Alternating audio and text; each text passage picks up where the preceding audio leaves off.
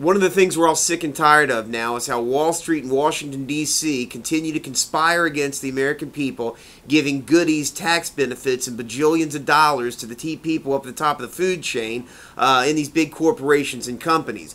An example that I'm personally familiar with, and all of us that are in the foreclosure fight see every day, is how our court systems are overburdened by the abuses of the foreclosure mills.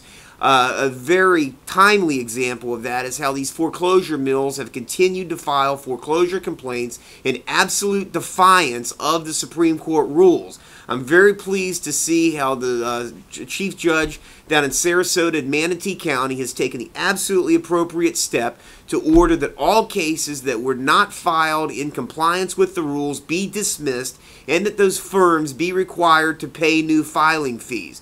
The fact of the matter is we all need to demand that our chief judges and circuit courts across the state of Florida adopt the very same procedures. You and I as taxpayers are paying for these abuses of these law firms, and you and I need to demand that the courts dismiss these cases and collect the filing fees that will be required when they refile the cases. This is not an issue of discretionary spending. This is an issue of absolute mandatory revenue recovery that our courts need to properly fund themselves. Our judges are stretched thin. Their staff are overworked and they're overburdened. It's unfair. It's particularly unfair when the people that are making them overstressed and overburdened are millionaire foreclosure mills that are shoving money in their pockets quicker than they can fill their pockets.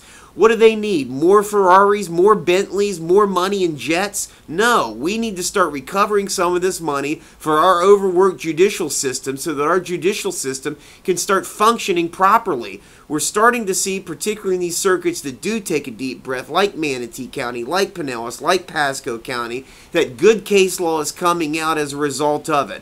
We need our judges across the state of Florida to stop, take a deep breath, recognize this for what it is, and start respecting their neighbors and their homeowners. Start looking at what's happening here in Pinellas and Pasco County, and let's make this the pattern across the state of Florida. Let's work with our judges to show them that the way out of this crisis is to force these Yankee banks and their millionaire foreclosure mills to do their job correctly, to follow the rules. That's all we're asking for. When they do so, that results in better budgets and a better judicial system for all of us.